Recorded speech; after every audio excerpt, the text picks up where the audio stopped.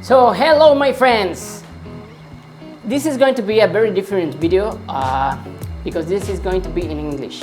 So we are going to talk about the Fujifilm X100T.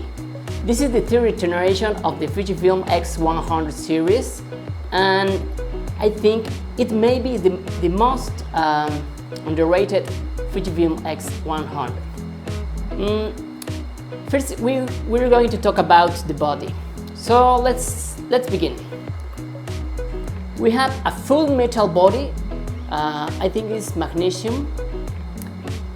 Even the cap is aluminum. It's very right. I like the way that you can focus, manual focus, and aperture ring. It is very important for me that this has to be very pocketable because this is my traveling camera. So what is the difference between this and maybe the the X100 original and the X100S? Well, this, the third iteration, it has the same 16 megapixels external sensor 3, and there is no surprise about the quality of this sensor. The optics. Talk about the optics. The optics is an f23 millimeters f2. This is my children's, and we have to cut hair. Well, after the interruption, we are back with the Fujifilm X100T. So, what are we talking? Okay, I was telling you that this is my fairly traveling camera. So, it is very important for me that it's going to be very pocketable. If you see, you have an optical viewfinder. This is an hybrid optical viewfinder. Why is that? This is because you can see through the optical lens, or maybe you can use an an electric viewfinder only touching this button. I really don't like it. I mainly use the optical viewfinder, and it's enough for me. So this camera had the 16 megapixels. I already say that, and it's very enjoyable. And why is that? Well, if you have a 23 millimeter f2, it is mostly equivalent to a 35 f2.8 of a full frame system, and you have a look very nice for it. It's very nice for traveling, it's very nice for street, and it's very nice for cats. Let's take the picture of the cat. Okay, cat, smile here. It is very speedful to focus. You can focus manually, obviously, and I think it is a very enjoyable camera.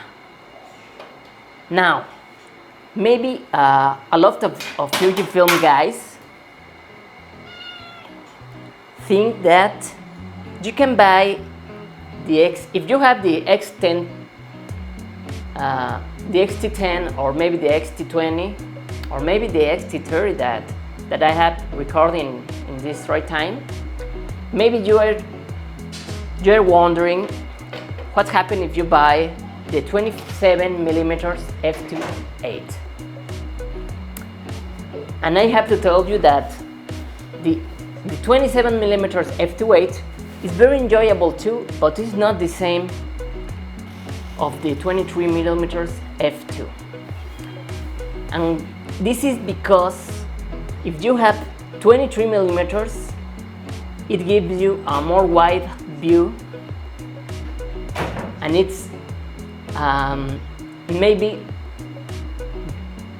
you can have more of the entire image. It's hard to explain you, but maybe the 27 millimeters is nearest to the 35 millimeters, and it's a little bit narrow. And you have to keep in mind something. If you have f2, then you can take pictures in completely night at 6400 ISO, and it is very important. If you had the f20, the f2.8, maybe you will have to rise to 1280 ISO, and you will have to edit the images or make post-processing. So, what do you think about the Fujifilm X100T? Do you think it's a professional camera? I think it is. I take it to my weddings projects, and it's very easy to use it. And that's because the optics is very sharp,